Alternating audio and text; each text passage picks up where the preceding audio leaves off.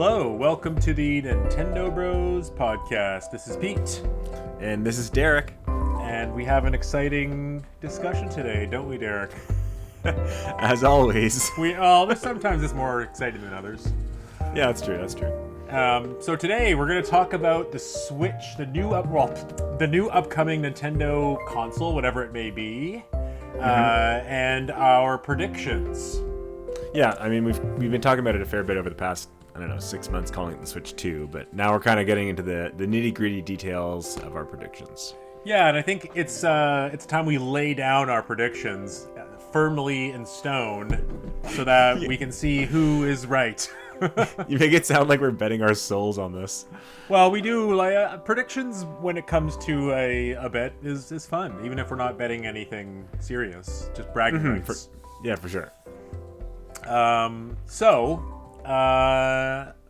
I asked you a number of questions to prepare. I don't know I know you didn't prepare them, but we've got kind of these nine major things to predict, and I even have a bonus prediction as well. Okay. So I guess I'll put you on the spot. You took this so seriously. Okay. Well, if everything one of us says is true, and we can point back to this episode in a few months of everything we're saying being true, that'd be pretty miraculous, I think. That'd be pretty cool. We'd probably get a lot of subscribers at that point. Exactly. So for the point of this podcast, we will just call it the Switch 2. But to start us off on the predictions, and by the way, Derek, what we'll do for these 9 questions is you can go first for the first one. I'll go first for the second one. We'll just kind of alternate who says their predictions first, so we're not copying each other's predictions, right? It really does not matter to me. I set my predictions written down to a third-party moderator, just so if you accuse me, I'm just kidding. Okay. So let's start us off, Derek. What the first question was and prediction is: what will the name be? So I'm gonna throw that ball to you, Derek. What do you think the Switch name will be? Yeah, so I hummed and hawed about this because I was thinking, we've been using the term Switch 2 so often, and we've seen the Switch Advance and the Super Switch kind of thrown around online. So just because we've heard them all the time, I was leaning towards those kind of three. But really, if I sat here for a minute and I was thinking about Nintendo just doesn't do that. I mean, besides with the Super Nintendo and Game Boy Advance, but I just don't think they're going to do that. So I didn't have an exact name. I can pick one of these out of the list if you want me to. But I was thinking it'd be something kind of similar to the Switch in name, but it might have something to do with a gimmick. For example, it might be something like the Slide or the Go, or like just something kind of a singular word like the Switches that might reveal more of its feature, kind of like how the Switch, you could switch it from the portable to handheld, you could switch out the controllers and all that kind of stuff. So I don't think it's going to be an iteration on Switch. I think it's going to have one of those kind of catchy names, and I'm going to go with something, it won't be this, but I'm going to go with like the Slide. The Slide. Okay, and just so our listeners know, one of the questions on this prediction list is what will the unique hardware additions be? So I hope you have some ideas for what Slide will mean. I'll think of something. Maybe it's waterproof and you can take it on a water slide. That's the plan. It would be pretty cool if you could play it fully underwater. That would be pretty cool. Mm-hmm. That'd be stupid. Okay, well, I went with a simpler approach. I thought about, I know Nintendo doesn't usually do this with their naming conventions, but I really think it's just going to be called the Switch 2.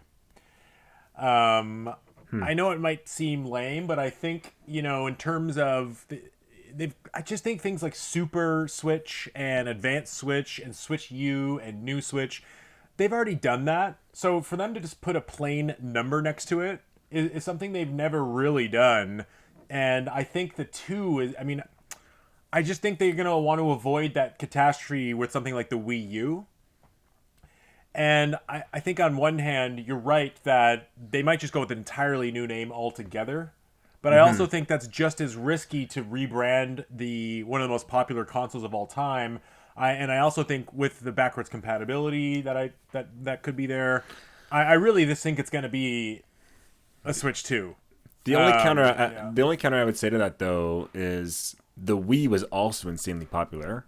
and they did keep the Wii naming in it. And I understand the Wii U is very different than the Wii 2, but the Wii brand, it actually caused them an issue by keeping that same name because people were confused about whether that was a sequel or not. And we have the Switch, we have the Switch Lite, we have the Switch OLED. I think they want to say, yeah, that's the Switch family, but we're actually making a brand new. This is the new console. It's not a Switch anymore. Sure. I mean that's a very fair counterpoint, but we have to remember that two facts there. The Wii had lost a lot of its momentum. Yeah, in the last few years, yeah. That last few years. So that in that 2011 and 2012 year for the Wii were like incredibly empty in terms of game releases. And also the Wii U, if they call it the Switch U, I would call that an incredibly stupid decision. But I think people understand what a 2 is. They understand it's universal, and I think after things like the success of the PS2 and how Sony's been successful with this pattern and Apple's been successful with this pattern, they'd be pretty smart to call it a Switch 2, and that also just kind of gives them the freedom to call it the Switch 3, call it the Switch 4, and keep this thing going for potentially 2-3 decades. Mm-hmm. So that's my thinking when I think it'll be called the Switch 2. I mean, they call it the Super Switch, the new Switch. Like, those things are, in my opinion, are confusing. There's no confusion around Switch 2. Especially when you're going, one of your, I wouldn't say necessarily competitors, but one of the other big game console developers is using only numbers as their entire console development. Exactly. And I think it's the safest route they could possibly take with letting people know this is still this popular Switch console that everyone loves, but it's also the newest, latest, most higher numbered, more advanced one. And I mean, obviously, we've seen Microsoft flounder with their naming. I just don't see it personally, just because historically Nintendo, I know I've already said this, but even when it comes to their video games, not a single one really uses the 1, 2, 3 iteration, and their consoles. Like, I see Nintendo as they throw caution. They don't throw caution on the wind. I won't say that, but they're very bold with, let's go for the zany, unique approach. Sometimes, but I mean, we just had Pikmin 4, we've had Mario Galaxy 2, we've had, there have been a lot of numbered. That's true. There are more number than I was thinking of, like Xenoblade 1, 2, 3. I was thinking like Donkey Kong Tropical Freeze as opposed to Donkey Kong Country Returns 2. Yeah, I think, and probably they should have called it Donkey Kong Country Returns 2. given the sales. No, I'm teasing. Okay, well, you call it the Slide, and I call it the Switch 2. Okay, so the next question I have is, when will it be unveiled? So I'll go first here. I think it will be announced rather formally in May, this coming May, in their May investor meeting. I think they're going to start getting a lot of pressure to at least acknowledge this thing is coming. And I think in May they might say something along the lines of, yes, we plan to release. We are working on new hardware that is coming in the next fiscal year, or we'll have more details to share later this year. Like, I don't even know if we'll get a name. I just think in May we'll get, at least they'll acknowledge a new console is on the horizon. I then think that the official unveiling will be in October. I think they'll show us the console. They'll show us the features. They'll give us a release date. They'll show us the game lineup in this coming October, the same pattern that they had with the Switch and the NX. Now, I think if I'm right and it is called the Switch 2, I think they'll call it. They'll name drop it in May. I think they'll say we are working on a Switch 2, a follow up to the Switch. I think if it has some sort of silly name or some zany thing. Is it Switch 2 or a follow up to the Switch? Because those are very different things. No, I just mean they'll announce that. They'll say we have a follow up coming to the Switch. If they have some sort of zany name like Slide, or Nintendo Star Cube or something, that will just say we have new hardware on the horizon. So I think the main thing we'll gather, at the very least, from a May investor meeting announcement, is whether or not it's going to be confirmed to be a kind of a direct follow up to the Switch, or if they're going to try to kind of act like this is a new thing they've been working on. What do you think, Derek? What's the unveiling path that you think? Yeah, so mine is fairly similar to yours. Mine was a little bit later in guessing as far as months go. So I didn't really think about the investors meeting. I'm sure, there's a good chance that that actually is where they kind of start talking about it. But I think the actual, first kind of public mention of it will be in their kind of, pseudo E3 June direct, where I could see it at the very, in the middle of it, the president comes out, or at the end, and he says, there is a successor to the Switch on the way. Stay tuned for more details. And like it'll be just that, just to kind of say that yes, there's something coming, or it'll say stay tuned for, and it'll give a month. But I think it'll be very short. It'll be one or two sentences. Like it won't be. There's no image. There's not even a name. It'll just say there's a successor to the Switch coming. Stay tuned for more details at a later direct. And then I think we'll get that kind of that percolation of information from people that have, whether it's leakers or people that have claimed to play it, or analyzing the specs of the system without ever having seen it. And then I think you said October. I was thinking November, or at the absolute latest January. So November or maybe January, we'll see an actual direct launch, kind of like we did for the Switch, similar to what you said. And I think that's where they'll actually show some launch window games. They'll kind of do that kind of blowout moment, and they'll show the name and show the device and the special gimmick that I'm imagining. And I think, are we also doing the release date? You want me to add that too as when it'll That's the next yeah prediction question. So wait, okay. you're saying they will do a full unveiling this fall? Well, I said either November, or I was leaning more to January. I could see them doing November based on the when I think it'll release, but I think January makes the most financial sense because the Switch is still selling unbelievably well. So I could either see them showing it in November and saying the Switch regular is getting us a price cut for the holidays, or they don't and they say January, boom, it's coming in X months.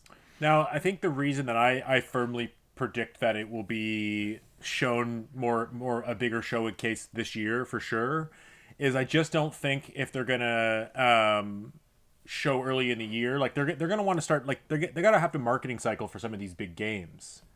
So I really think they're really gonna need to at least unveil some of their big new games the way that we saw Mario Odyssey and Breath of the Wild prior to the holiday. You're right. I could see one big game, maybe a second one that's not actually like I could see a release game being shown, but we actually don't know it's a release game. Kind of like the way they showed Odyssey and Splatoon 2 in that initial Switch unveiling. Exactly.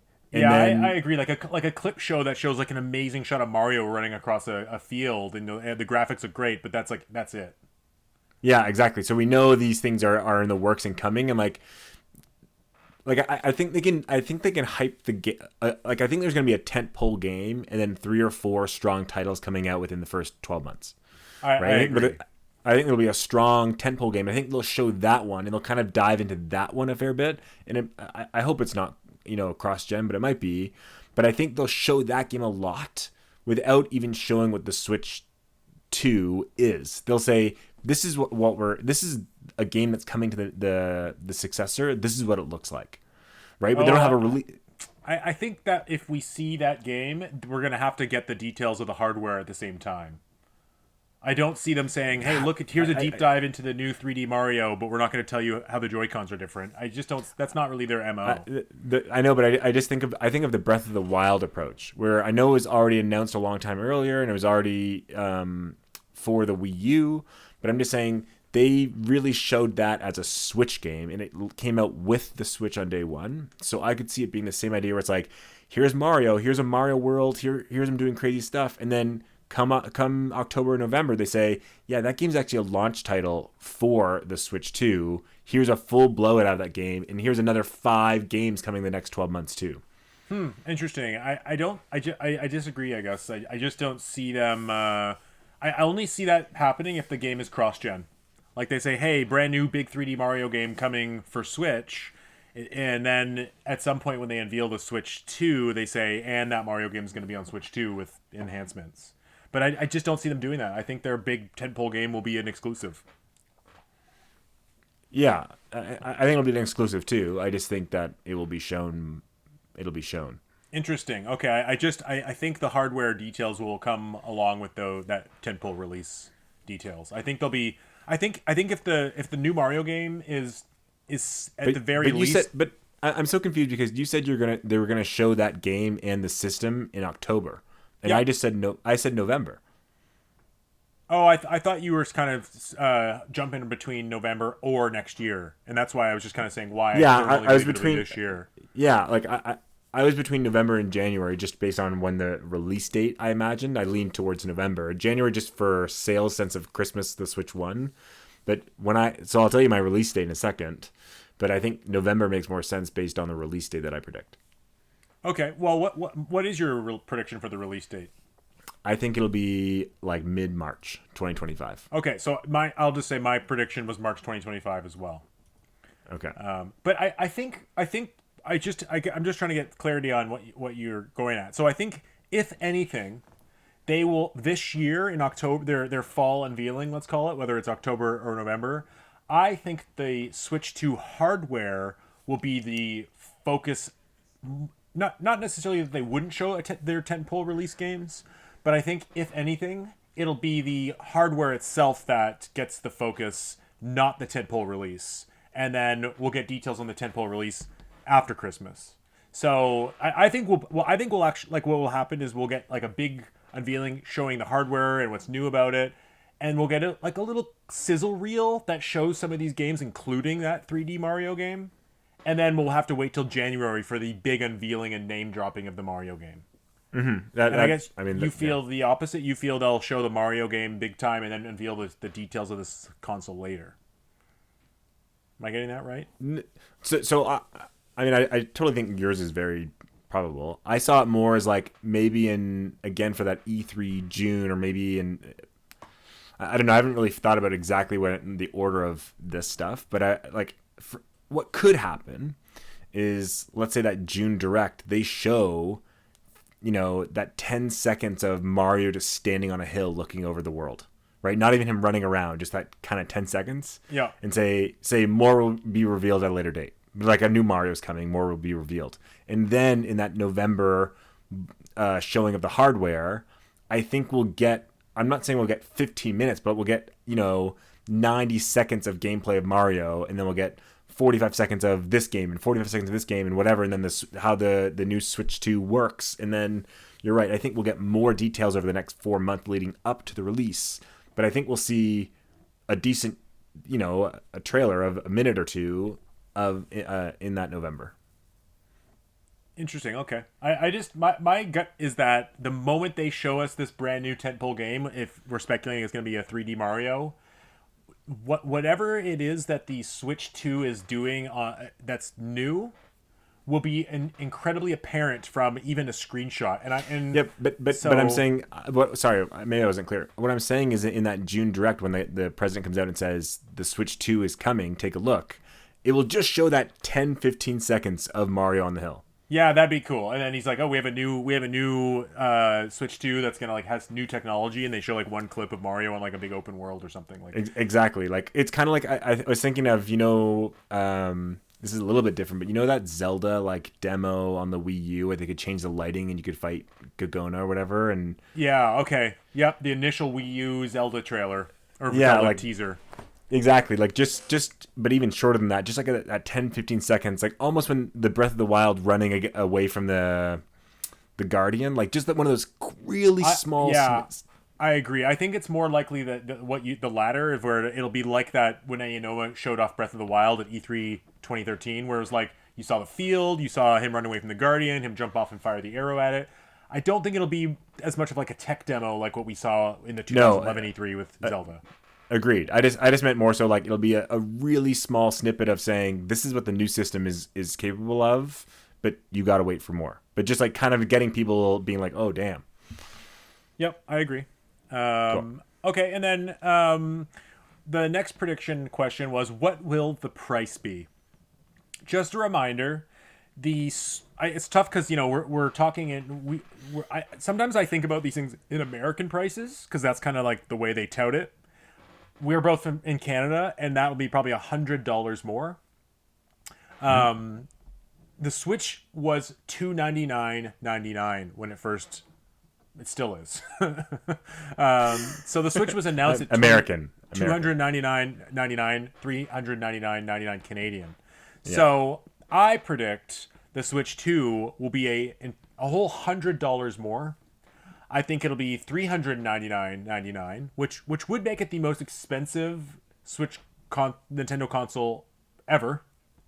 I don't know if that's adjusted for inflation, but I think they have the pedigree. I think they're going to put enough into the system that it's worth it. And I think given the sales and the cost of something like PS5 and iPhones and iPads, I don't think they're worried about it. Also, inflation. I don't think they're going to launch this thing at $299.99. So you said the exact same thing I did. That's exactly the same price and even the same reason. It's just the kind of inflation, rising cost of prices. Like that's not, unfathomable. I think that's a reasonable price. Yep. It still caters to their market of, With that said, I think when they do this Switch 2 unveiling this year, they will also announce a Switch 1 price drop this year, only by $50 to $249.99, the launch price of the Wii. But I also think they will have an opportunity to have a digital free copy of a game, and that will be almost like a permanent, like from now until for this going forward, the Switch 1 will be $250 with a digital download of your choice of like 5 games. And I also think they might have a new color with it, like a new Switch color, and be like, hey, this is the Switch. They're gonna keep selling the Switch 1. It'll be a lower cost, and it'll kind of be like going into the twilight. Like it'll for the next year or two, they'll probably still sell the Switch 1, and this will kind of be like its final color and price and iteration. Yeah, I could see that. Yeah. Okay, so the next question, and I'm glad that you're going to be answering this one first, is what unique hardware changes or additions will the Switch successor have, if any? Yeah, so I was thinking about this, and I know I said the word slide, and I'm still gonna go with that. But I was thinking other words like could be the reach, for example, and I think what they could build off of, and I'm sure you have something similar too, is kind of what the Wii U had, where you had a screen also with the TV, right? So you have your handheld and the TV, and I could see them finding a way where you almost like swipe this, almost like what we do with iPhones, right? You can swipe your iPhone onto the TV, and then all of a sudden you're displaying what your phone is displaying. And I could see it in a way where they have it's set up for, like, say, smart TVs, where you could just bring your Switch 2 to someone's house or to a different TV in your place, and you could just swipe it up, and it would just go on the other TV. So I could see there's some kind of, I don't know how technology would work, I'm just spitballing here. You could just see them trying to play more into that, you can play absolutely anywhere kind of reality of, this is a handheld, sure, this is a TV, sure, but it's like play on any TV. Because I think really the only limiting factor in my mind, as far as it being like a multiplayer system and being a universal system, is that you need the dock somewhere. So I think this kind of just opens up the possibility of maybe there's a lot more, touchscreen functionality built in. Maybe the gyro in the handheld works for games that are using the screen, the television screen. I don't know. Like, I'm just spitballing, but that's kind of how I imagine is like they could find a way to add a gimmick that would be used, but doesn't detract from the kind of the core gaming zeitgeist that people feel. Because, for example, like the Wii, I know the Wii sold really well, but the Wii had kind of this huge game-changing gimmick, and I don't think they're going to play this kind of thing where it's like this, the Switch 2 has this brand new thing that's universally, could be love it or hate it, who knows. I don't think they're going to roll that dice. I think the features they're going to add are going to be a development on their current Switch model and Switch ideas, but won't take away from the core philosophy of what gamers want, or some hardcore gamers want of just straight up, I want to be able to have a controller on my TV, or I just want to be able to have a handheld. Of course, yeah. Yeah, but I think there's some ideas there of like, how can we, take this a step further? Kind of like when I think about the dual sense on the PS5, like they have the gyro aiming, which all systems do, but they have these kind of cool triggers now. You can turn them off. It's not mandatory for any game, but it just adds that extra cool little enhancement, kind of like HD Rumble, right? It's that extra little thing, but doesn't totally change the landscape of that gaming ecosystem. So that's kind of how I envision it. So you're predicting almost like a kind of how you can cast your Apple devices to your smart TVs Exactly, functionality. yeah. And I'm going to say, I think that would be very, very cool to basically say, it'd be such a cool marketing to say, bring your Switch to your friend's house and you don't even need the dock. Exactly. Just put the Switch on the table and then it shares the screen with the system. Exactly. With that said, to play devil's advocate, why I don't know if I see that happening. For one, I don't actually see that happening. I just think it's like it's in the realm of my guess. For one, there's a lag involved there, right? There's a potential lag, which isn't really that fun for game play. So, you know what I mean? Like if I'm casting my Apple computer to my TV, it doesn't really matter if there's a slight delay because we're just watching something or I'm showing a document. But if you're playing a game and or in most games where like your response time matters, I that's going to be a caveat to get over. Okay, but I'm gonna play devil's advocate against that because streaming handhelds and casting handhelds and devices like the PS Portal or Xbox game streaming service, like those things work well. Like in But PS Now, there's a main difference there, and the main difference is that with the PS Portable, you have a dedicated console from Sony and you have a dedicated handheld from Sony that are connecting on their own RF frequency. Where if I'm doing it to a TV, and here's the other thing to play devil's advocate. There's no catch-all solution for smart TVs. It's not like the Switch device can have that built in. TVs that allow for Apple casting, they have Apple software built into the TV. So that's what I was kind of saying about. I didn't know how it would work. I couldn't imagine. Maybe there's like a little pod that you can buy for, I don't know, $40. Like that's what I think is more likely, like a USB stick or a little thing that sticks out of the HDMI port with a little pod. You're right, but I just don't see Nintendo developing for because the truth is to do those kind of things on a wide spectrum of smart TVs is not very easy. Like it takes Nintendo would have to be working on this with almost every smart TV out there.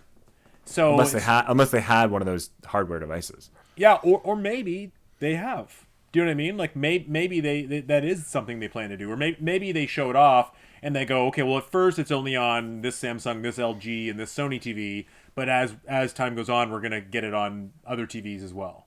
Mm-hmm. But I mean that I gotta agree. I don't think they're gonna do that, but that would be a really cool feature to say, hey, like you don't need to bring your dock; it'll just work on any smart TV.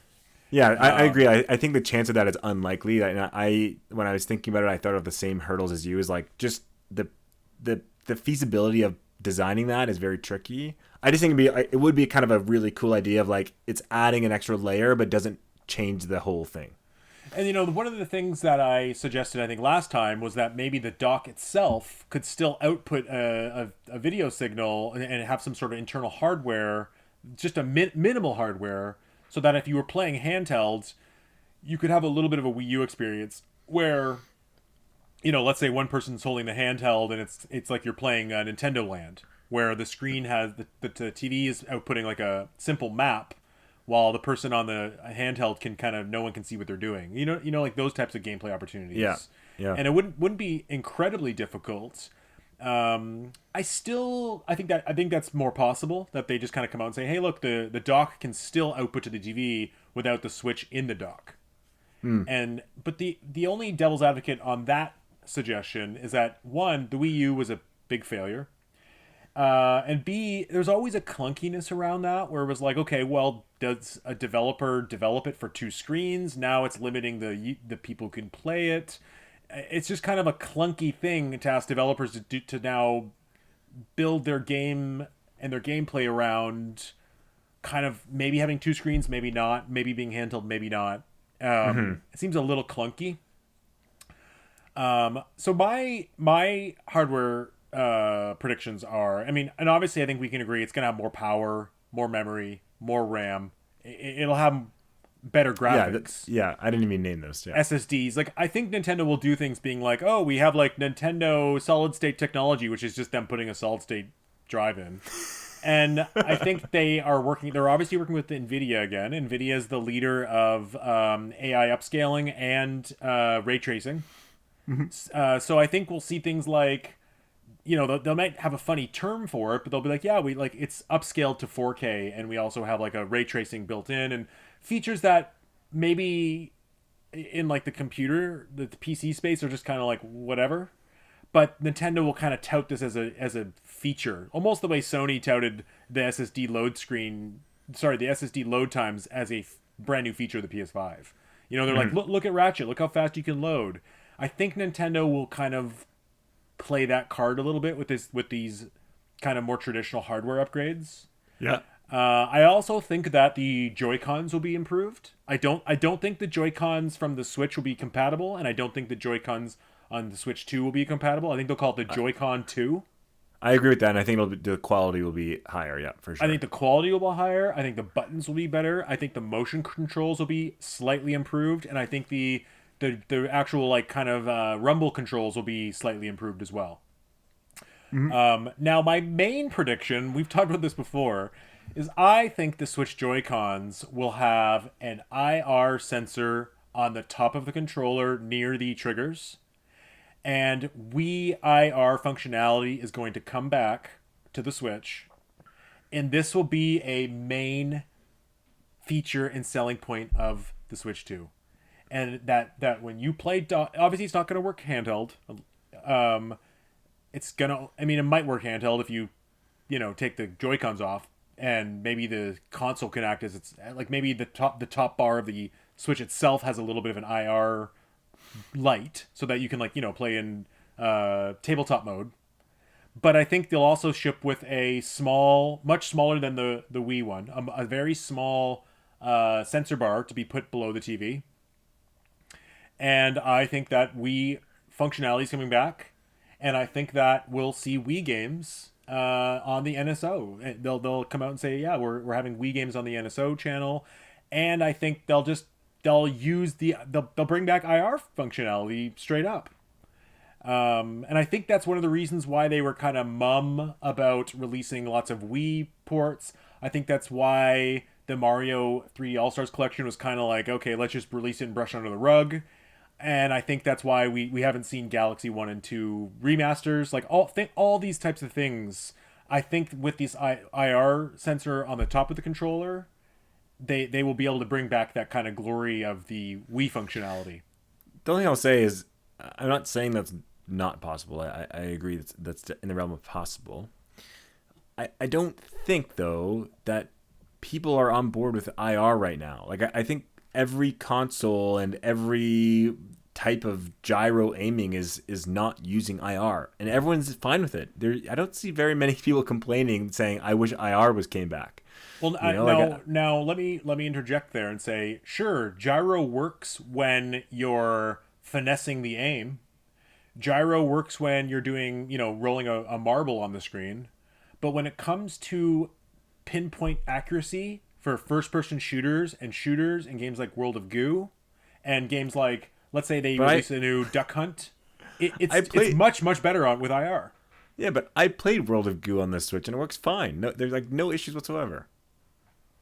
Well, all I know is that playing things like Metroid Prime with the Joy-Con features, as far as a gyro aiming, is miserably worse.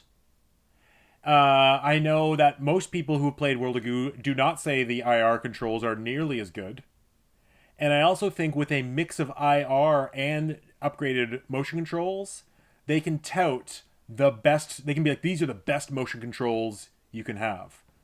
Maybe it's even a functionality where it acts a little bit like the PlayStation Move, where it's like you can actually lift that Joy-Con and move it around, and it's with incredible detail figuring out where that how that controller is being used. Yeah, like the one thing I was thinking about that kind of made me agree that this is possible is if they built, let's say, some new technology, some new software or whatever, and said we're bringing IR back because we're now using, and they almost would show a little diagram. They're saying, imagine the Wii Motion Plus with the infrared sensor, with the gyroscope built into the Switch Joy-Con, and put them all together, and they could actually say this is the most pinpoint accurate motion controls ever. Yep. Right, and they're saying they have a technology that uses all three to calibrate. Like they're all three of those things are working simultaneously to have like just like amazing accuracy. You know what I mean? They work together. Absolutely. That would be cool. There's a reason that Pikmin, like honestly, Pikmin 3 as well. I don't know if you played it on the Switch. It is so much better with the Wii remote. There's a lot of games where that Wii remote, and honestly, I think that like yes, us hardcore gamers know it, but I think Nintendo knows it too. And I also think the fact that the Switch has two Joy-Cons means it's not like the Wii where you have to go out and buy another $90 Wii remote. It literally ships with the potential to play with two players, and it's the kind of thing where like it can bring back an entire world of casual gaming of, you know, trivia games where two people are aiming on the screen. And I mean, I know that's Boom a basic Blocks, example. Umbrella Chronicles, Wii Sports, like there's exactly that whole world of shooters, and I really think that's going to be a way for Nintendo to also say, you know, and I also think it's a benefit to say, yeah, we now have, you know, first person shooters in Call of Duty, and we can run those games now, and we're the only system that has it at this level. Where you can that'd be cool. Aim and shoot, and also pass the controller to a friend. Now they can play right away with you. Yeah. So I mean, also I'm just gonna say this is my prediction, but it's also my dream. Like I really hope they do it. It's the one thing with the Switch that I was kind of like, you know, and I get that wasn't the direction they were going with it, but man, those Wii IR aiming controls, that was a big that would, in my opinion, was a bigger leap in game design and than the motion controls were. The motion controls obviously got all the kids and the families and the sports, Wii Sports, but the IR controls was like the hidden awesome upgrade that I think. Yeah. And also, you know, yeah, I also think they're just open the floodgates on the Wii games. Now, the next question, and my answer sort of has to do with it. Okay. my hardware answer has to do with it. Launch games. What are Nintendo's launch games? And I guess you go first. I go first. So I think I said it a few times on the podcast. I really believe that a new 3D Mario is coming. I think it's, I mean, I won't go into too much detail about what I think the game will be, but I think it'll be really beautiful graphics. But I think it's going to be, and what I think is going to be the jaw-dropping thing with the Breath of the Wild moment for 3D Mario is it's going to take the Mario Galaxy concept, and it's going to smash it together with the Bowser's Fury concept. So you're going to see a seamless world, and they're going to tout that it's seamless with the SSD and yada yada. And I think you're going to be able to fly, and I think you're going to be able to fly from planet to planet, similar to Outer Wilds, or that Star Fox game, Starlink, where not Starfield, where there's horrific load times. It's going to be 0 load times, and you're going to be able to do a triple jump and fly. And the big moment, like the Breath of the Wild moment, will be Mario will do a triple jump with a cape on. They're going to bring the cape back, and Mario will be able to fly up into space and land on another planetoid. And obviously, it's not going to be like a massive universe. It'll be like a solar system with, you know, maybe 20 planets, and some of them are very big. But I think that's going to be this big moment for the 3D Mario. And let's be honest, that's a freaking awesome idea. Do you think they're... You don't even let me respond. You say your idea is awesome. Do you think it'll be called Mario Galaxy 3? No, I think it'll be called Super Mario Universe. Yeah, I don't think they're going to have a number 3 next to a launch game. I think they're going to tout this as a big thing, and I think Mario's going to kind of go into that open world space. And I think the thing that's cool about it is that it'll kind of, like, let's say there's 120 stars across this galaxy, And basically, it'll be everything from landing on a planetoid and talking to a little NPC and getting a mission to finding a cave or finding a castle or a ghost house and going in and beating the boss and getting it. Like, it'll just be kind of like go anywhere, get stars in any order.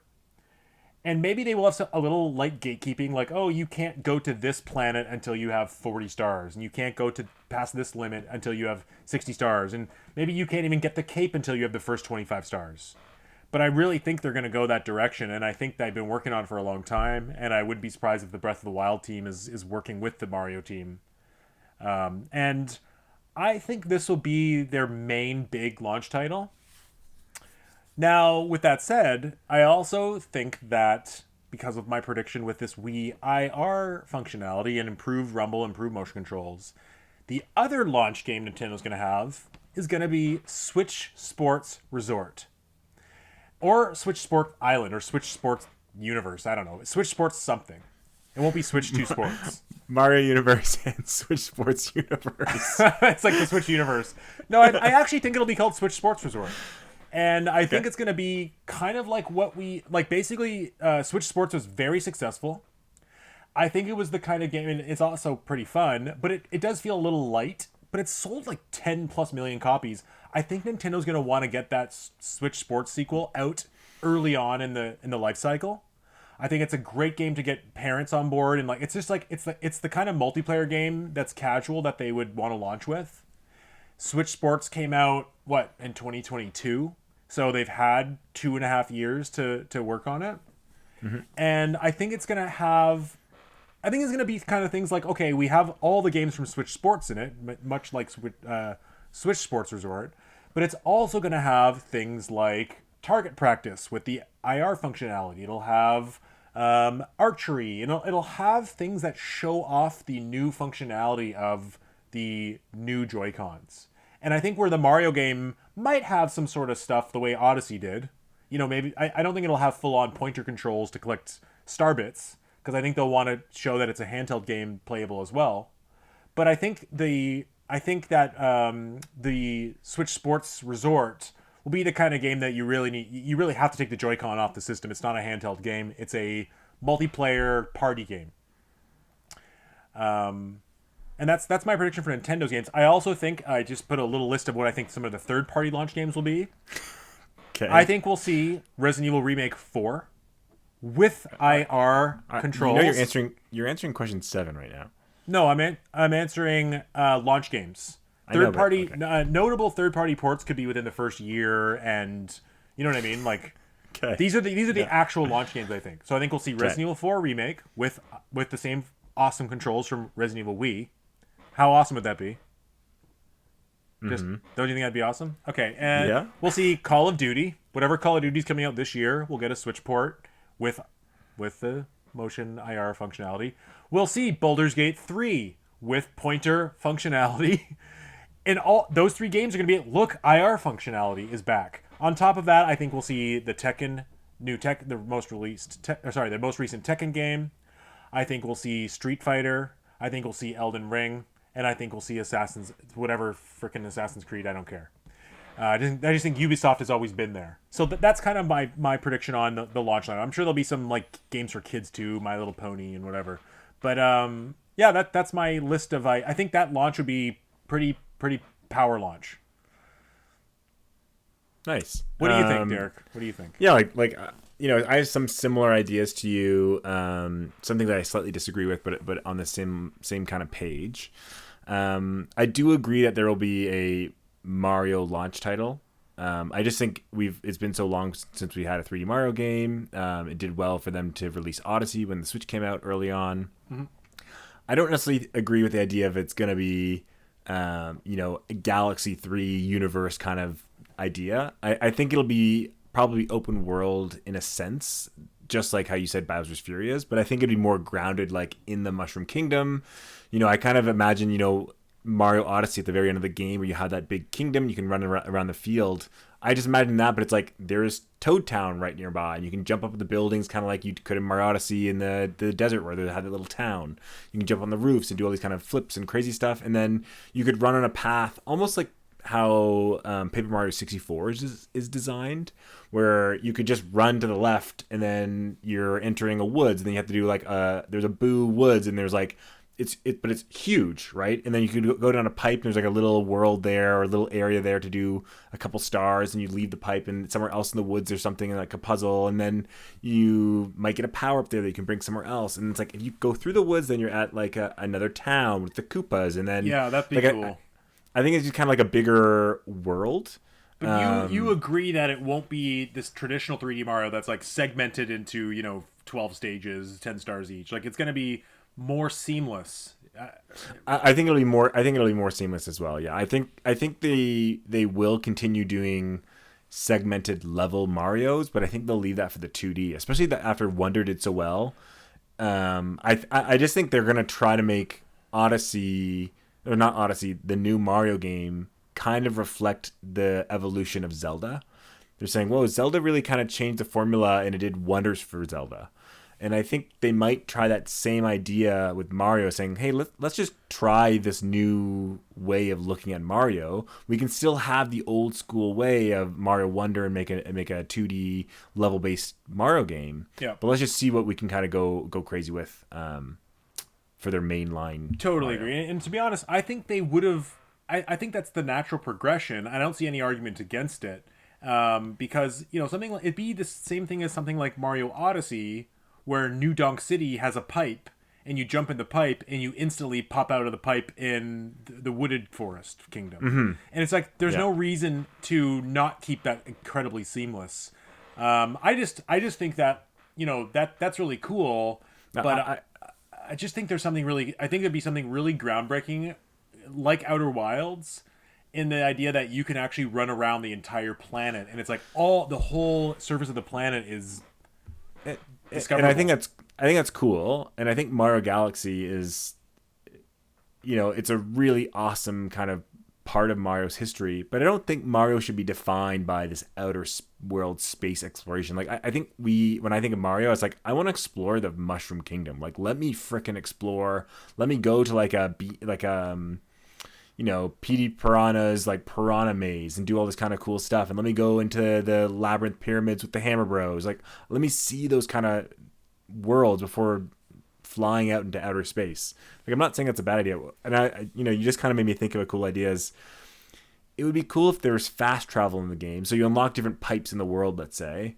And then to fast travel, you just open up your menu and you select one, and all the load time is Mario, like he like brings up a pipe beside him, he jumps in it, and all of a sudden he comes out the pipe where you want it to go in the world. Oh, that'd be a cool feature. Yeah, like anyway, so that's my first launch game. Can I just add one more thing about my prediction for the 3D Mario? Sure. I think Why one not? of the things that I think in touting their SSD, super fast SSD in the Switch 2, they're going to be able to show Mario flying like incredibly fast. It'll be like they'll like press down the R trigger or something, and Mario like go really really fast. And I think to kind of kind of control the gameplay, there will be areas where like you land on a planet and then instantly you lose your cape. And it's like, okay, well now I have to actually play this like a regular Mario game, 3D Mario game, and you have to maybe beat a boss on a planetoid to get your cape back to fly again, so you can't kind of cheat the level. I mean, that's just one of my side predictions. But Yeah, like I think it's a cool idea. I mean, if we want to really get into like game philosophy and mechanics, like the reason most games don't have like you being able to fly absolutely anywhere like that is because it can just be game breaking, and kind of it's hard to structure a game like that. And I just think it's a cool idea. I just think philosophically that won't work, at least right now. I feel like they'll find ways to gatekeep it though. Like you said, you go on a planet, there's a pipe. You go in the pipe, you don't have the cape anymore. Like there's tons of opportunities in a Mario world to keep the open world separate from the gameplay itself. Why not just run there? Like I personally don't feel the need to have to fly somewhere just to go into the pipe anyways. Like we'll see what it is. I think we both agree that the Mario's coming. To be honest, there just hasn't been that flight is a big part of Mario. And in Mario 64, it was one of the coolest things to fly around some of the the stages, but that's rather small and limiting by today's standards. When they brought flight back to Galaxy, it was all streamlined, and then they had the one thing that you could fly around only in the Space Observatory. We just haven't had the opportunity to see what flight could do in a 3D Mario space. So that's why I think it's almost like I'm not saying I just think it'd be awesome. I just think that it's a natural evolution of Mario and flying. Don't get me wrong. I think it's very cool. Like I really like the idea. I just don't think that's gonna be the like. I just don't see it. I know it's a prediction, so yeah. So Yeah, someone can say no, exactly. it's just going to be a level-based Mario 64 remake. Yeah. No. Yeah. I didn't predict like the Switch Sports idea, or I didn't even go through the third party at this point. But I do agree that like those things seem very reasonable, especially the games you listed in the Switch Sport idea. The one I was thinking of is, I could see them bringing back either an old retro game, not a retro game, but like a franchise. Like I could see them showing a Star Fox game. I don't think that that's necessarily what they're going to show. I could also see them bringing back like or showing an Arms 2. Like I think they're going to want to also again have one of those multiplayer games. So the Switch Sports, great idea. I just didn't think of that. I was thinking like, oh, Arms did pretty well when it came out at the beginning. Maybe Arms 2 with like you said, better motion controls and better impact, and maybe they have a new attack where you can actually aim your IR sensor and do some kind of special move or something. I don't know. I just think part of the selling point always for Nintendo is these multiplayer games, these couch co-op games. So I could see them really saying Mario is the single player game, but here's the couch, the co-op game of Arms 2, or Star Fox as a team or something. I agree, and it's just so hard to predict when and how Nintendo's going to bring back like an old franchise. But For sure. it is worth mentioning that Sakurai has been working on something for a while now. Has So yeah, I mean he's not just sitting and relaxing. He's a Well, he's game making that developer. YouTube stuff, and then people Yeah, predict he's think on the next Smash. I think he gets a. I think the same way he did Kid Icarus for 3DS, he's kind of got like they just said make a game. He got to choose whatever Nintendo IP he wanted. So I have a feeling if he's not doing something completely unholy original, he will kind of pull from the old old bank of Nintendo games, Nintendo franchises, and work from there. But it's just it's too hard to predict. But I will say in terms of Arms, I don't think they're ever bringing that series back. I I think don't we're know. It gonna did pretty well. not really 2 million in sales, under 80 on Metacritic. Not great considering that some of their other Had a Smash Bros character. sure. And I don't think they consider it a flop. But I just think it's one of those things where like we're not going to see an Arms until people are like, hey, remember that game Arms from 30 years ago? And like they'll be like, okay, here's another Arms now, maybe. I just don't think it's going to be like a regular every console gets an Arms. It's to be honest, I liked Arms as a one-off. I don't think I'd buy another Arms game. Like that's fair, and like even though I named that, and I think it's possible, and that was my prediction. I just was kind of more emphasizing the fact of a multiplayer co-op game, and honestly, after hearing your idea of Switch Sports, I actually like your idea better than mine. So I just kind of hit that point of they will have a multiplayer kind of game. Agreed. They'll definitely have some sort of multiplayer game. It is worth keeping in mind that when the Switch launched, I think they were a little more rushed with the Switch in a way. They only had Breath of the Wild and Snipper Clips. Everything else was third party.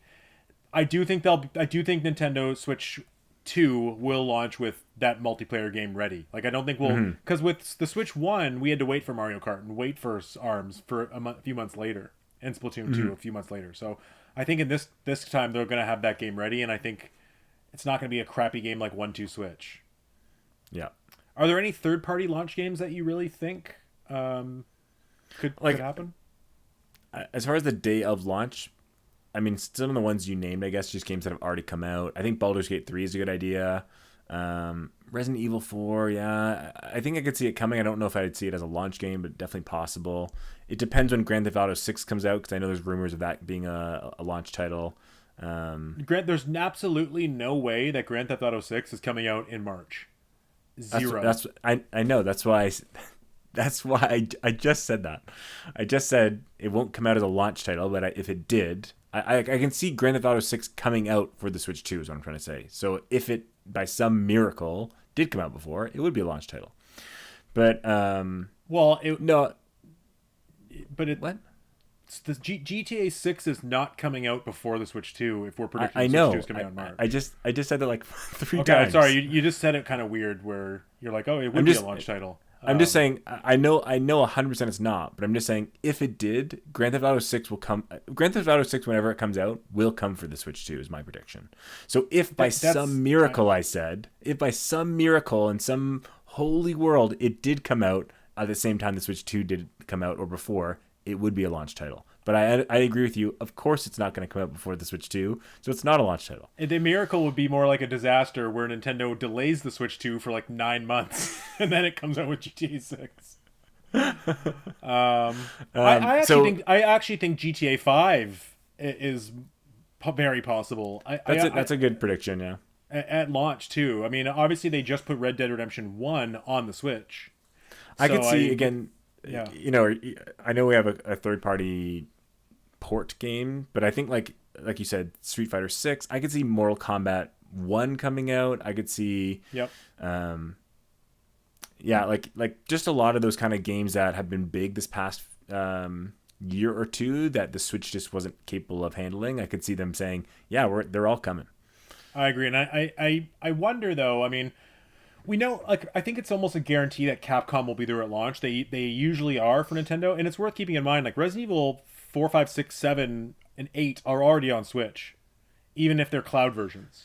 Do you think? Did they say when Monster Hunter, whatever it's called, is Wilds Sunbreak? 2025? Wilds, yep. Sunbreak is the DLC for Rise, right? But that I actually have that in my 7 prediction. So okay. I was just wondering, in terms of actual launch games, do you think that there will be like a third-party launch game that's like a Switch exclusive, like that's like not a port, but like an actual big, brand new third-party exclusive? Do you think that's possible? Like a new Mega Man or something, like something? Is that even? I mean, with the popularity of Switch, I can see it happening, but I'm just not. What do you think? Like, I don't think so. The only thing I could kind of see maybe is a Square Enix kind of, you know, JRPG game, maybe a Capcom game, but honestly no, because like really just as far as the feasibility of money, most third-party studios don't want to do exclusives anymore. You're right, and the time it takes to make a big new exclusive, it's I mean, when you really think about the Switch's entirety, like how many third-party exclusives were there in total? Like, yeah.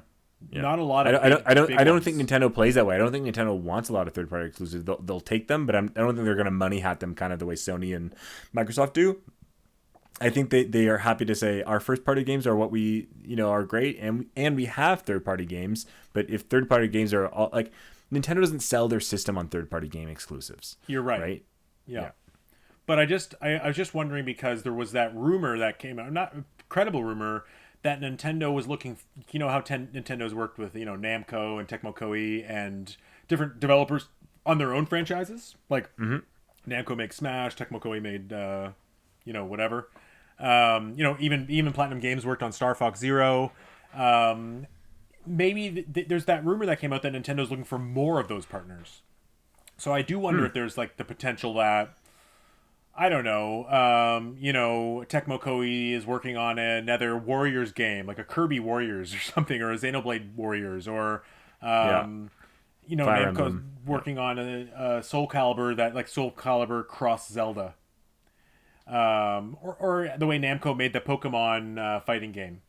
Yeah, definitely lots of potential of possibility. Yeah, but it's very hard to predict those, because those would be like surprises. But I can see there being one of those third-party partnership surprises for sure.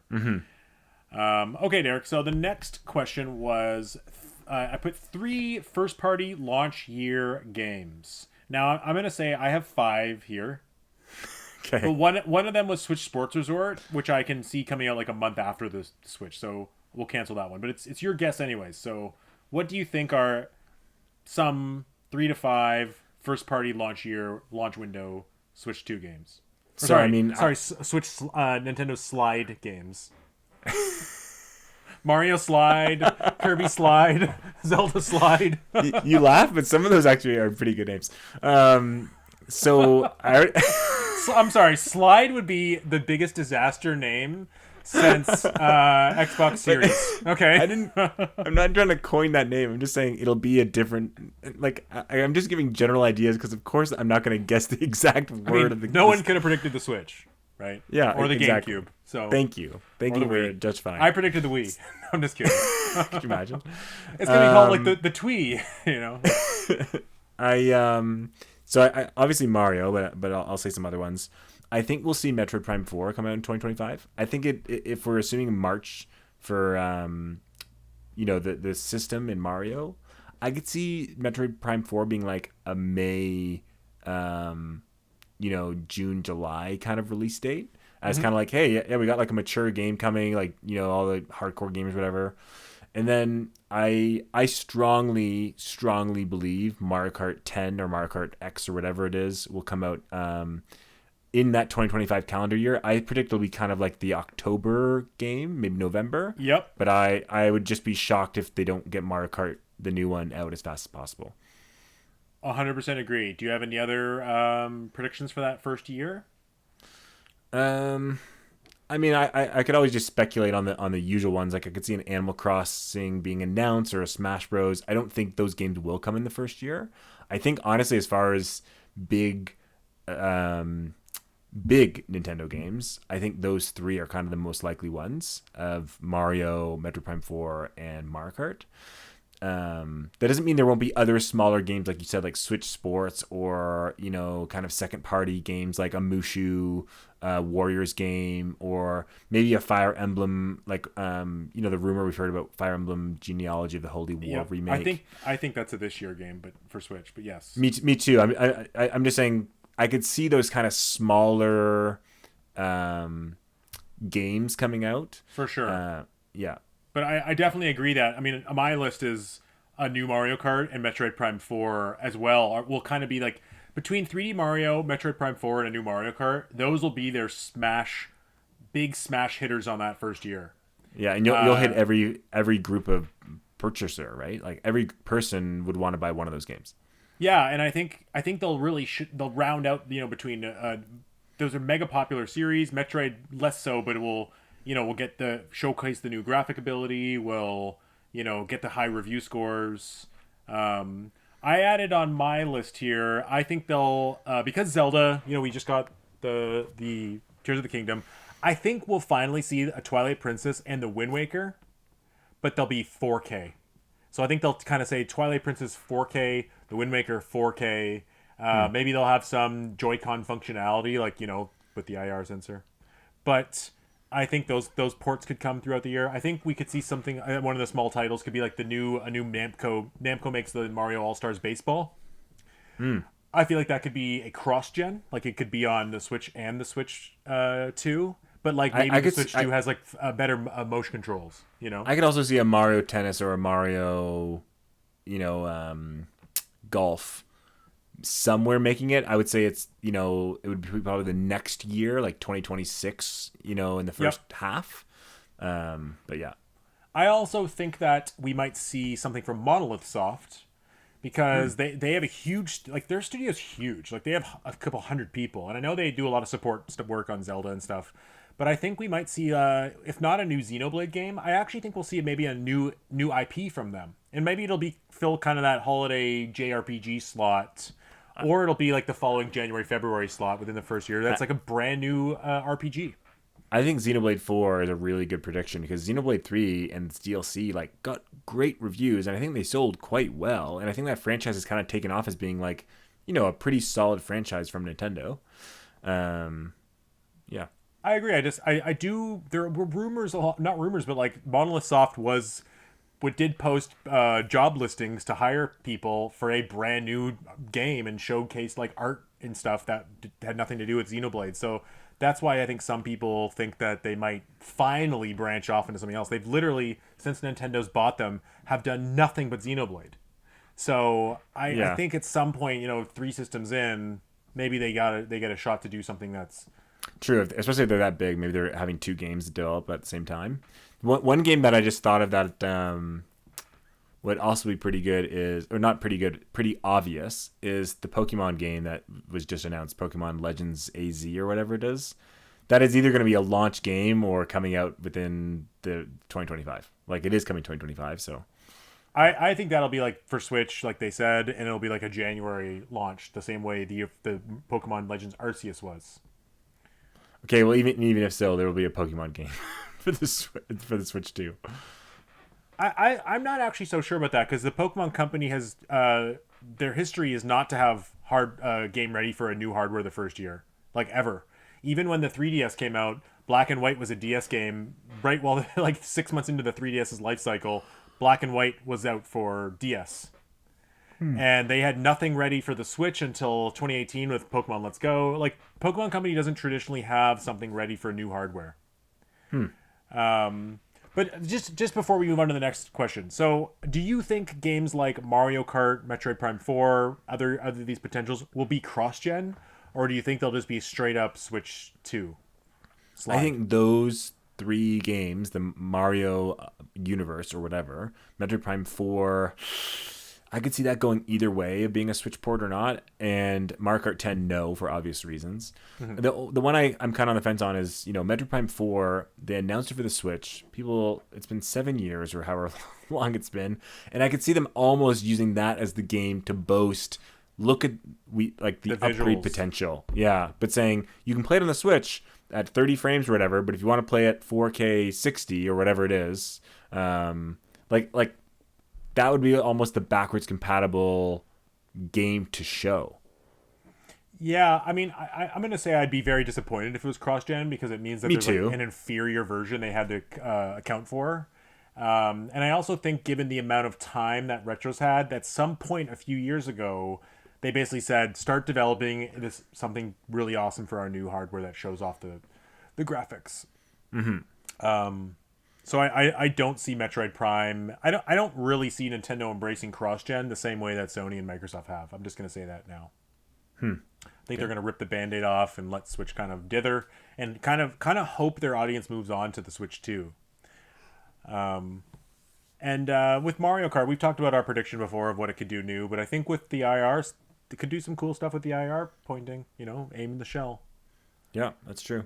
But then that wouldn't really work with someone who's playing handheld, so who knows? Okay, well, third-party notable ports coming within the first, let's say, year. We've already named a few. I guess I go first here. You already mentioned Monster Hunter Wilds. I think that's a shoo-in. I think that it's even possible that Monster Hunter Wilds comes out in March as a launch game. Like the same day, like the day Switch 2 launches, Monster Hunter Wild launches on Switch, PS5, Xbox. So I think it's like almost a guarantee. I think games like Persona 6 and Persona 3 Golden will come. But my other notable ones was I think Red Dead Redemption 2 and or GTA 5 will come to Switch 2. And I also said Cyberpunk 2077. What do you think, Derek? Any big notable third-party predictions?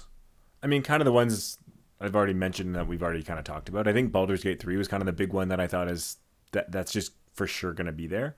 And, I agree just kind of the sense of the Capcom games. I mentioned Monster Hunter Wilds. I think Street Fighter 6 is a good idea. I think a Resident Evil, I think 4 is a great idea. Even 8 would be awesome.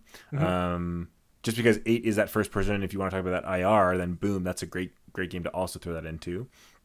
I wouldn't be surprised again, like you mentioned, Ubisoft, Assassin's Creed, but I could also see Rayman coming in.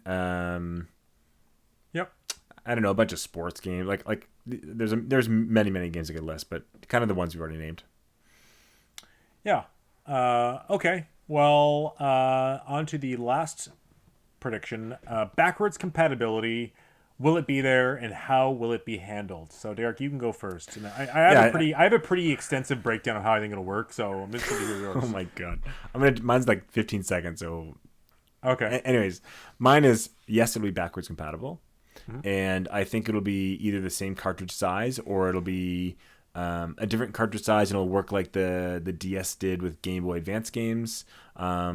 Or it'll be like there's 2 slots beside each other, or it'll be like one the 3DS. that kind of fits. Remember the 3DS had the cartridge was almost the same as the DS, but it had a little pin on it so that exactly. So it'll either be like 2. Slot.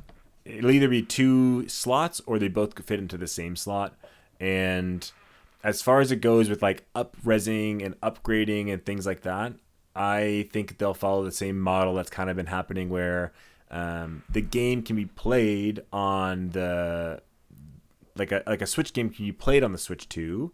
And it might have some small improvements as like load times and things like that. But if you actually want to play the Switch 2 version of it, you have to pay that $10 or whatever for the majority of games. I wouldn't say every game because every publisher does it differently, but I think we will have to be paying for those upgrades.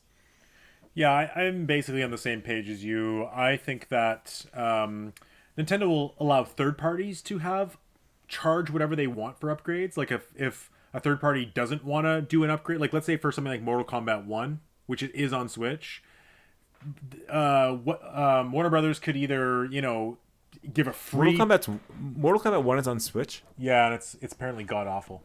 I did not know that. But it's funny, like I know someone who has it and I'm like, "Do you realize this is a god awful port?" And he's like, "What? It's fine. I don't notice it." So I'm like, people just don't care. I don't know. Yeah. But I think like something like Warner Brothers could say, "No, we're just going to release Mortal Kombat 1 as a separate release on Switch 2, or we charge you $20 for upgrade, or we it's a free upgrade." So I think they'll let third parties do what they want. I think Nintendo will charge somewhere between $5 to $10 per game upgrade. And I think they'll kind of coin it something like, the Switch, the Pro mode or something. And I think they'll roll it out in groups. And I think at the very moment they launch the Switch, they're gonna kind of show off like the first group of games that will be upgradable. And that'll include like frame rate, resolution, load time improvements, even textures. Yeah. Even with their advanced rumble, maybe they'll have the IR pointer controls. Like they'll just do things like that. And I think the first 10 games will be Mario Odyssey, Smash Bros, Breath of the Wild, Tears of the Kingdom, Link's Awakening, Bayonetta 3, Fire Emblem 3 Houses, Kirby and the Forgotten Land, Pikmin 4, and Princess Peach Showtime. I'm surprised you said 3 Houses and not Engage. I just think Three Houses was more successful, more popular, and I know. I just think as far as like more recent people, they'll spend more time just upgrading the newest game. I think they'll kind of do a mix. And I mean, you kind of notice I didn't say Mario Kart there because I think they're gonna want people to focus on the new Mario Kart.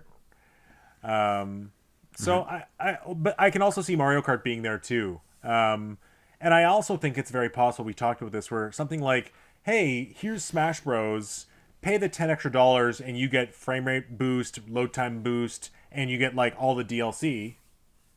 And then you go to the store and they say, we're also going to print a new, we're going to do reprints of Smash Bros. Ultimate with the Switch 2 logo on the box, Game of the Year edition, including all these.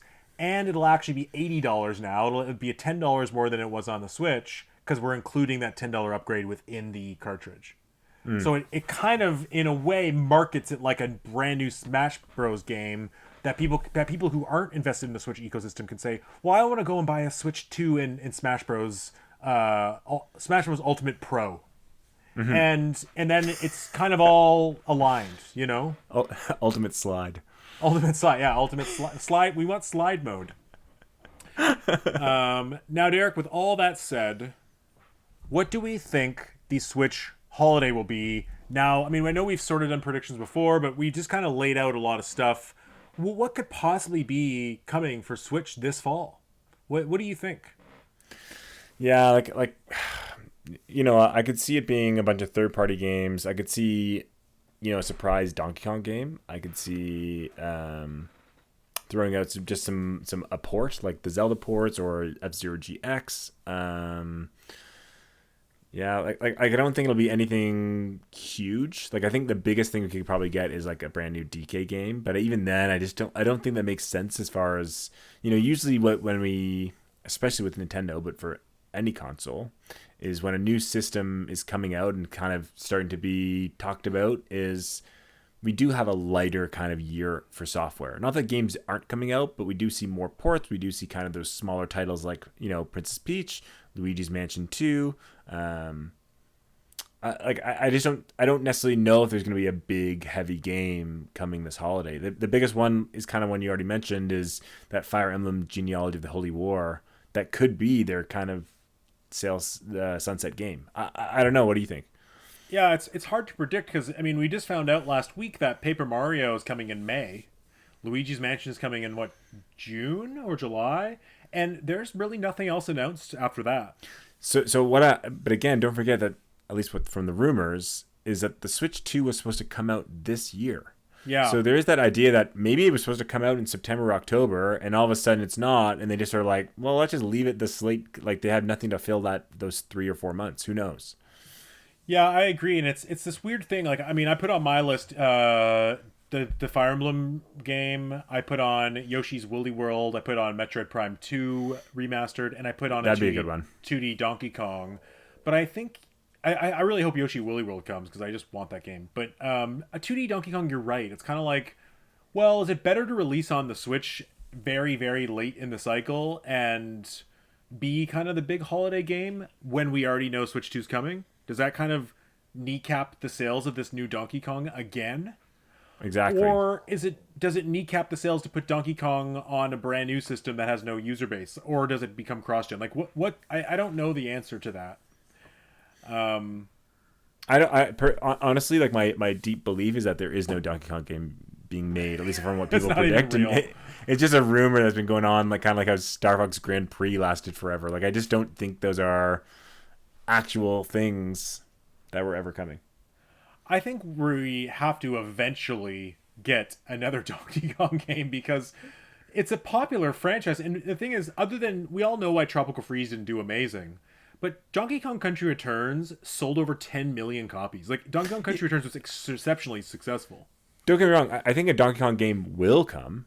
I just don't think a Donkey Kong game is. There probably is one in development. I just don't think there's one, like, as people said, is nearing the completion point and nearing a release point. I think it's like there'll be a Donkey Kong game coming in, like, end of 2026, maybe 2027, halfway through. Like I just think it'll be a game to fill out one of their other lineups. And again, we've talked about Nintendo before, where they have finished games before, and they sit on them, or they have a small team polish them for a long time until it's the right window for them to release that game. There could be a Donkey Kong game that's done. I can't imagine it releasing in the next even 18 months. Yeah, I agree. And I at this point it's weird. It's like I'd almost rather have a brand new 2D Donkey Kong for a Switch 2 that has wicked graphics and zero load times. And I've been playing a lot of Pikmin 4, and the load times are just so annoying. So I kind of at that point would rather that, but at the same time I just don't see Nintendo going a holiday cycle with nothing new from their own studios. I really think they gotta have something. Yeah, but I could see it as being like a Warriors game or a Fire Emblem game, or I'm just making this up, like an Animal Crossing DLC or a JRPG by Square Enix. That's Bravely Default 3. Like I just don't know if they're gonna have a tentpole Nintendo game. Yeah, I agree. I mean, it's hard. It could be another Mario Party. Do you know what I mean? There's a lot of things it could be. But, Exactly. Interesting. Okay, well, let's hope it all comes to be, because I think if our predictions are right, Nintendo Switch 2 is going to be very successful. Yes, the Nintendo Bros have said the Nintendo system will be successful. I just mean launching with a brand new 3D Mario and Mario Kart and Metroid Prime 4, and it could be really big. Where in the past, we've had the Wii U launch with New Super Mario Bros. And so yeah, I'm honestly just kidding. Like I honestly think the Switch 2 will be a huge hit. I agree. Okay, Derek, let's transition to what we've been playing. Okay, you go first. Okay, I've only been playing one game, so I'm gonna get it out of the way, and then I want to hear what you've been playing. But I've been trying to 100% Pikmin 4. So I've been playing a lot of that. Probably gonna play more tonight. Did you finish Olimar's story? Yes, but I still don't have these other things that you're talking Yeah, about. if you beat Olimar's story, then you unlock the pipe with the guy that gives you those difficult timed trials. No, but here's the other thing. I haven't beaten the other portion of the game yet. Doesn't matter. Then I gotta look for this pipe because I don't think It's like in the hub world, like the home hub. Okay. Yeah. So I've been just kind of like wanting to go in 100% the rest of the actual main story. And it's great. I gotta say, like the more I play this game and like the harder it gets, it just is so much more so much more rewarding. Like the last night I just like platinumed a couple Dendori challenges, and that's probably the Nice. highlight of the game for me. That's why you got to play these Sage trials, because it's literally Dandori challenges, but like hard ones. Great. Okay, I'm into it. I will say, like, I ran into a little bit of a snag playing, kind of trying to 100% it, where I was like constantly going into the same cave to farm purple Pikmin. Oh, don't do that. But how do you get that gold bar, right? You need the purple Pikmin for the gold bar. No, you should just keep playing the main levels. Okay, there's like a way to get You, that. do you want me to tell you? Yes. You'll get a purple onion. Oh, okay. Yeah. That's So, obnoxious. So, well, I mean, I already have over 100, so I just spent over an hour just going to the same cave over and over. Because in the Pikmin 2, you never got an onion for purple. You had to I farm know, it in yeah. the cave. So. Yeah, so you get an onion of every color in this game. Now, The final boss of the game is super good too. I really liked it. there's also another thing that I found extremely annoying, where there was a cave that had the one of the levels where you have to have a code to unlock a safe. Do you remember that? Maybe A three number code to unlock a safe. I did not know what that code was. So, and I clearly I did that cave and I did everything but that code. So I'd already left that cave. So I didn't 100% it, which is probably my mistake. But I'm like, what the hell is the code on this thing? So I thought it was the same code as the safe from the home level. It's not. Then I go online and realize that there's 3 cards, playing cards that you collect in that cave. Yeah, I was gonna say, isn't it in the actual area of that cave? Yeah. Yeah, but if you leave the cave having already collected those cards then just go into your collection of all the other cards you've gotten. So it's like basically I had to go to the guy. My only solution was to go. If you do it all at one time, it's not as hard, right? Because you collect Yeah. 30 numbers, it's easy. I had to go to the guy in the hub, go to my section and look at the different cards that I had. Then I had to go online and find out which of those 3 cards are, because there's cards that are not part of the code. They're random, the number. Then I had to go online and find out what 3 are a part of it, and then I had to randomly guess between those 3 cards. That can't be right. There's nothing in the card description that says this was found in. No, not that I didn't read the description though, but I'm sure. I guarantee the description says this was found in the submerged cave level 3. I'm just saying it was one of the most obtuse things I had seen in a Nintendo game. Well, don't play any more puzzle games. But I gotta say, I'm absolutely loving this game. The more I play it, the more I love it, and it's crazy to me that it's almost been a full year that I've been playing this game, and it feels like it's so incredibly full of content. Like I haven't even tackled most of the night levels, so I got to go back and do a bunch of those now too. You honestly though, the Sage Trials and the final cave of the whole game are both awesome. Like don't stop playing that game until you get to both those things. Yeah, it's a funny game because it starts off very casual and almost to the point where I'm like, this is way too easy. I was almost bored. Like it almost felt like it was too easy.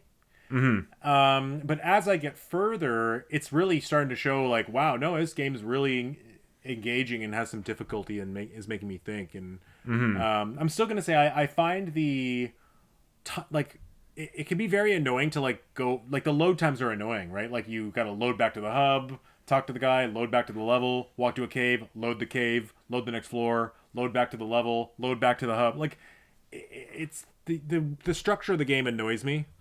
But at this point, about a few weeks ago, I was thinking about it. I'm like, I still think Pikmin 3 is my favorite because I love the way that game's designed. It has co-op. But I think I can firmly say now that Pikmin 4 is my favorite of the series. Yeah, Pikmin 4 is my favorite. Pikmin 3 is honestly my least favorite. Oh, I would actually go Pikmin 4, number 1, Pikmin 3, Pikmin 2, then Pikmin 1, then last would be Pikmin 2. Nice. We've talked about our rankings before, but anyways, Derek, what are you playing? Yeah, so 4 games, kind of the same ones that I've mentioned before, but I had more time to go with them. For multiplayer, I'm playing Ghost of Tsushima's Legends with some friends. So I haven't played the single player game in quite a while, but my friends wanted to play it. Super fun. Having a lot of fun with it. good RPG kind of progression, fun combat, fun kind of co-op. So it's a co-op in the whole open world. Not in the whole open world. It's like a little, like there's like 10 levels, and like one of the, it's like you have to defend certain points from like a horde of guys coming in. So you get like there's different characters that you play as with different abilities. So I'm playing as the archer, and I can use like my special at headshots 3 guys at once. So we kind of like work as a team, and it's just kind of like you're just playing the action part of Ghost of Tsushima in like cool. a small map. Yeah, it's really fun. My other multiplayer game I'm playing is Helldivers 2. So I play that with another friend once in a while.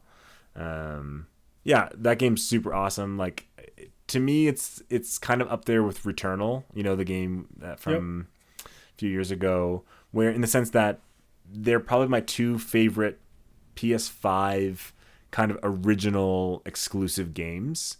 Because most other PS5 games that I like are either PS4 as well, or they're just continued on franchises.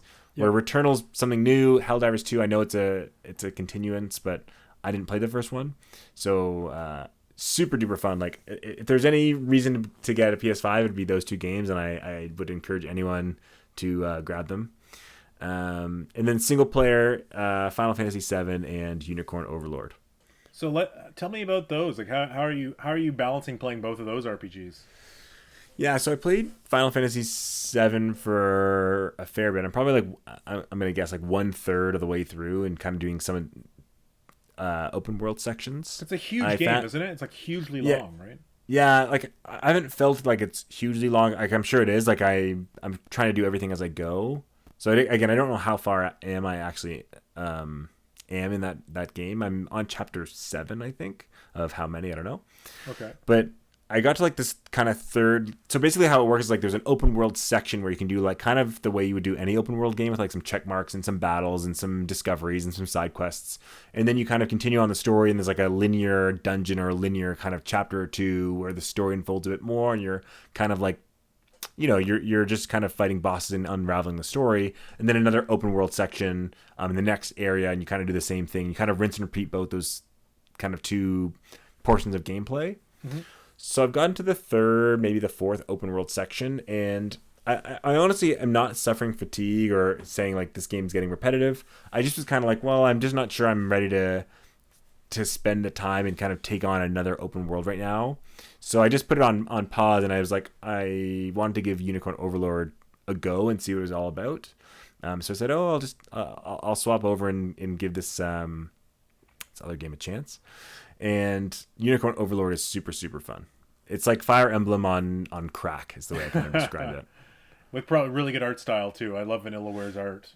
I love their art too. Like, that's one of the main drawing points. And the reason I honestly got it on the PS5 instead of the Switch is just because I wanted that 4K and just great graphics. How is the story? Is it like a really long, involved story, or something? Like, I would say it's as intricate and simple, or intricate and interesting as a Fire Emblem story, where it's like you kind of tell there's a bad guy, and you kind of like, oh, you got to liberate the you're the prince that ran away, and 10 years later came back and trying to liberate by corralling an army together and getting all these kind of different people to join your clan to take back the throne kind of idea. Mm-hmm. So it's very simple. Like, it does enough to carry it. I'm more of a sucker for like interesting characters, and especially character designs. So it's kind of like Fire Emblem, where it's like, do the characters actually have a lot of depth to them? No, but they all kind of have unique personalities and unique kind of play styles and graphics. So I like that a lot. The thing that really is selling me on the game is the gameplay itself. Like, the combat and I like to say the theory crafting and the kind of the team building aspect of it is way more involved than I thought. And there's just like a lot of technical kind of manipulations that you can do with, for example, you can have an arm, like you can have different squads. You can have up to 10 squads, and each one can hold, I'm at the point where I can have 4 members of my team in each squad. So like, for example, I'll have an archer, a healer, a guy on a horse, and an axe warrior. But the thing is, it's like, oh, the archer's really good at taking out flying dragons on the enemy team. So what I can do is I can program my archer to like, if there's a flyer on the other team, use my super arrow on the flyer. So he'll automatically do that every time there's a flyer, and if not, he'll revert to a different set of commands I give him. So The Gambit the way system. yeah, it's a gambit system. So basically, it's almost like coding on a computer, where it's like you give them conditional operations, and sometimes they work on each other. So it's like, oh, if one of my allies is below 50 HP and he's on the front row of my squad, heal him before you heal anyone in the back row of the squad. So it kind of so you play this whole scenario in your head of how you want your each squad to kind of move through the scenario, and then you unlock more heroes and bigger squads, and you want to switch your squads, and you get items that might change how a character plays completely. Like I have a healer, for example, that instead of healing now, she gives an extra command to someone else. So I'm like, well, now I don't want her to heal the weakest character. I want her to give that extra command to the highest damage giving character. So like the whole dynamic of there's just so much depth in the And then the battles play out themselves. Like, you don't have to really engage in the battle that much, do you? So it's kind of like Fire Emblem in the sense that the actual combat, like they zoom into a combat sequence, and it's like they'll swing their swords and fire their arrows on their own based on your sequences. But then you zoom back out into the overworld, and you're directing your characters to like again, my 7 squads, I might have 3 rushing the castle of the enemy and 2 going up north to take a chest or rescue a prisoner, and like one has to defend my own base because you lose the map if the enemy team takes over your base. So I'm like frantically trying to push while also defend, while also do a side objective, and then you get some special abilities. So like, for example, if I have my squad, you have squad leaders. So if my archer's a squad leader, then he can shoot arrows from a distance. Or if I have my witch as a squad leader, she can teleport to one of my allies. So I can do a lot of things in the overworld, but whenever I actually come face to face with an enemy in the overworld, it zooms in and does that kind of Fire Emblem, automatic, they trade attacks, then it zooms back out, and then you get to And by go again. overworld, you mean like the map for that one battle. So yeah, it's kind of cool where there's the map for that battle, but that map for the battle is just a portion of the overworld. And then after you beat that battle, you can go back to free roaming the whole overworld again. So you kind of like free roam the overworld, and there's like Oh wow, so it's like there's almost like an open world Fire Emblem in a sense. yeah, so it's like there's an open world, and like once in a while you'll run into a dialogue of someone saying like, "Hey, help me rescue this village," and a flag will appear. And if you click on that flag, it'll say, "Do you want to start this engagement?" And it'll instantly just go, and you'll go into the engagement in that section of the overworld. But like the town you're actually rescuing is a town you can visit in the open world because you're fighting in the open Oh, world. cool. And so when you lose a battle, it's not like Fire Emblem where it's like stages where it's like you lose a battle, do it, try it again. It's like more dynamic. No, it's not. So that's not as dynamic as you'd think. So if you win a battle, it will change the overworld. But if you lose a battle, it'll be like Fire Emblem, where it's like, oh, you can play it again, or you could say no and you can run somewhere else and do a different battle. Like I have like probably 25 different missions I can do right now, of varying levels. But it's like, there's 3 or 4 of them that I have to beat to continue the story. And if I fail them, I don't lose my castle or lose ground. I just have to restart that mission. Wow, that sounds really cool. Like really kind of groundbreaking in a way. The way they've approached strategy RPGs. It's honestly, it's like Fire Emblem on crack. Like it's super addicting, and the gameplay is awesome. Like it's And just so, how's the music? Yeah, music's great, graphics are great, story's serviceable, characters are interesting enough. And you're not seeing through walls and walls of text, eh? Like tons of no, dialogue. it's kind of like Fire Emblem, where it's like, before a mission you might have like 3 characters in a little cutscene with their anime characters, and they'll exchange, I don't know, 15 text bubbles, and then it'll zoom out and you do the mission, and then at the end they'll do another 5 or 6 text bubbles. Okay, so against, it's reasonable. Yeah. Because I heard Triangle Strategy had a lot of text. So I played Triangle Strategy, and that game is almost a visual novel. Like the text comes slowly, and it's just slowly drawn out, and only one. It's like 1/3 of the game is story, 1/3 of the game is a mystery puzzle, and 1/3 of the game is the combat. Where this game is like 85-90% is the combat, and the last 10% is just this Okay, so let me ask you this: if you have Octopath Traveler 1 and 2. You've got Unicorn Overlord, you've got Triangle Strategy, and you've got Fire Emblem Engage and Three Houses. How do you rank those? Octopath Traveler 2, Unicorn Overlord, but I haven't beaten it. Octopath Traveler 1, Fire Emblem Engage, not playing a game, Triangle Strategy. Why? Because you don't like Triangle Strategy? like it's one of those games where I'm trying to think of a good Because you example. beat it. You finished it, right? I beat it. Yeah, it's like one of those games where you appreciate it and you know it's a good game, but you while playing it, you just know it's not the right game for you. Like you just know it's not a game for you. Okay, interesting. Like it's yeah, it's just so slow. And I think I realized because I was trying to play Tactics Ogre or Ogre Tactics, whatever it's called, and I think I just hate isometric strategy RPGs, like Final Fantasy Tactic kind of games where it's like that grid based, but it's not Fire Emblem top down. It's like that. Yeah. You know, I just cannot. Every single time I've ever tried any of those games, it's slow, it's boring. The text is like super medievally, not for me at all. Interesting. And I'm always wondering, why do these strategy RPGs always take place in a medieval setting? Like, wouldn't it be cool if there's like a sci-fi strategy RPG? Oh, that'd be awesome. So I guess I gotta say, so Final Fantasy VII Rebirth, it's not selling so well, especially in Japan. I don't know. I mean, I gotta say, like, I feel disconnected in a way because whenever I look at that game and the gameplay and videos and reviews, I don't see what's so good about it.